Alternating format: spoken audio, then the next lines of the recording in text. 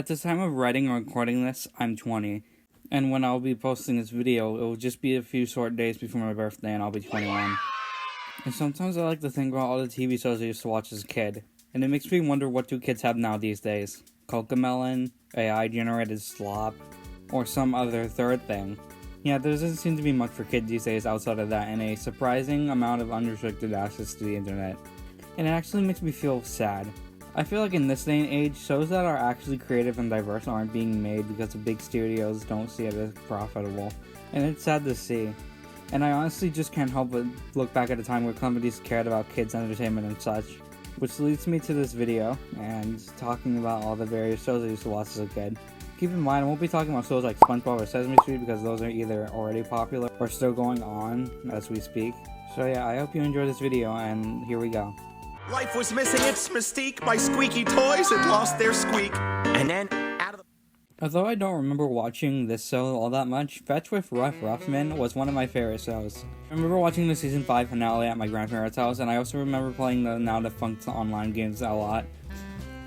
For those who don't know, Fetch first aired on May 29, 2006, and was created by Bill Shribman. Shribman? I'm not sure how to pronounce that. Fetch was a reality game show where the host, Ruff Ruffman, would give the contestants called the Fetchers various puzzles and adventures to go on, and they would learn something about the related to the puzzle that they needed to solve. The person who solves the puzzle the best would get a reward of some kind. Honestly, it always looked so fun for the kids on the show. They looked like they enjoyed it a lot. My favorite part of the show were the animated in-betweens of the host Ruff Ruffman and the various side characters, usually Chet, Blossom, or some relative of Ruff's. And honestly, I love that it's all animated. The show wouldn't just feel the same if it wasn't. It's why I remember it so clearly. You tell me, hey, remember that show with the animated dog? And I'll be like, yes, I remember Martha Speaks or Fetch. There were also some animated shorts created for the show. Some of them being about internet safety, while some newer ones being, unfortunately, how to use AI. A running gag in the show was about Fetch worrying about the budget. Unfortunately, this would become a reality for the show, and it was cancelled before Season 6 was even produced. The final episode being the 100th episode, airing on November 4th, 2010. Although sad that the show was cancelled, I'm glad that we got the 5 seasons we did. Overall, I remember Fetch with Ruff Ruffman being a fun and pleasant show to watch. Also, if you want to learn more about Fetch, I recommend the Defunctland video. I also recommend the Sarah Surf episode. I don't think I said that right, but I still recommend it anyways. Honestly, Dragon Tales was another show I don't remember watching that much, but honestly, I do remember watching it.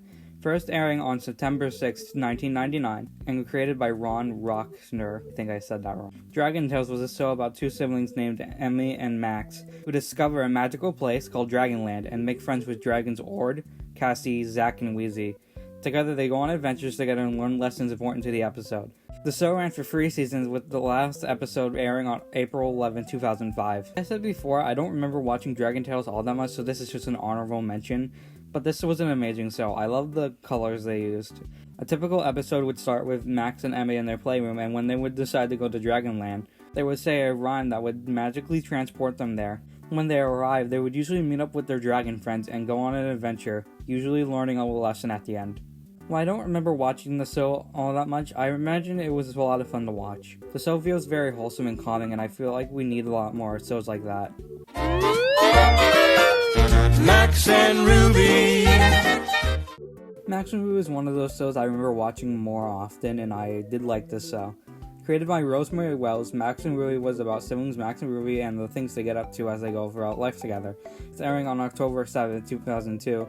Typical episode is Ruby trying to watch out for her little brother Max as he gets into trouble. They would also play together and do things like baking a cake. The last episode aired on April 9th, 2020. I always enjoyed watching Max and Ruby. I love the art style of the show. It's very nostalgic and comforting. There's about a million things that I could do. Whoa, would you like? I always loved Peep in the Big Wide World. It's one of those shows that always had a picture book style to it, and I loved it. Peep in the Big Wide World was created by Kai Pindle and narrated by Joan Kazak. I don't think I said that right. First airing on April 12, 2004. The series followed Peep going on adventures with his friends Chirp and Quack. Along the way, they would always discover and learn new things. The last episode would air on October 14, 2011. Honestly, this is one of my favorites growing up, and I love the theme song. And I love the characters, they always look so cute. The character I always remembered besides Peep was Chirp because he looks like an angry bird. I said it before, but I love this show, and its picture book art style. Also, did you know that they made plushies for the series? I didn't know that. Serious, serious. This is serious. If you ask me what the most creatively animated show I've seen would be, I'd have to tell you Wonder Pets. Wonder Pets was an animated series that first aired on March 6, 2006. The series followed kindergarten pets Linny the guinea pig, Turtle, Tuck, and Ming Ming Duckling, and the adventures they would go on in their ship called the Fantastical Flyboat. They would also help out other animals in need as well. The last episode would air on October 17, 2016. I honestly really loved this show as a kid. The animated style was so grounding to me, and I still find it interesting. Fun fact, the production company that made Wonder Pets also made Oobi.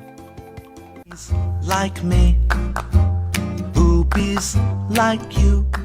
And speaking of Ubie, I could have come up with a better segue. I loved Ubie as a kid. The fact that the characters were just hands with ping pong balls always caught my attention as a kid, and it was a fascinating and creative choice for the series. First airing in the year 2000 and created by Josh Seelig, Oobi was a show about Ubie exploring the world around him, usually with his sister Uma or one of his friends. The last episode would air on February 11, 2005. Although I don't remember much about Ubie, I still think it was one of the more creative shows that I watched as a kid. With the Kratt brothers. Oh, Zubumafu, I can't talk about the shows I watched as a kid without talking about you. It just wouldn't be right. Zubumafu is created by Martin Kratt, or commonly known as the Kratt brothers. First episode would air on January 25th, 1999. A typical episode would follow the brothers interacting with a lemur called Zubumafu, or just Zabu. Together they would teach the view about animals that they would have on the show. I always found this so interesting as a kid, and I loved the theme song more than anything. I also love to draw while watching this show. If you're an animal lover, I think you really enjoy this show. So those are some kids shows I watched growing up. Honestly, I could have talked about more, but I wanted to keep this video kind of short.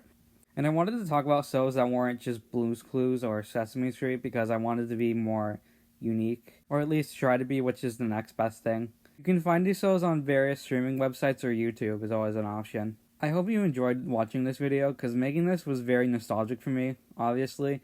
And I might make another one if this does well enough. And thank you for watching. I appreciate it.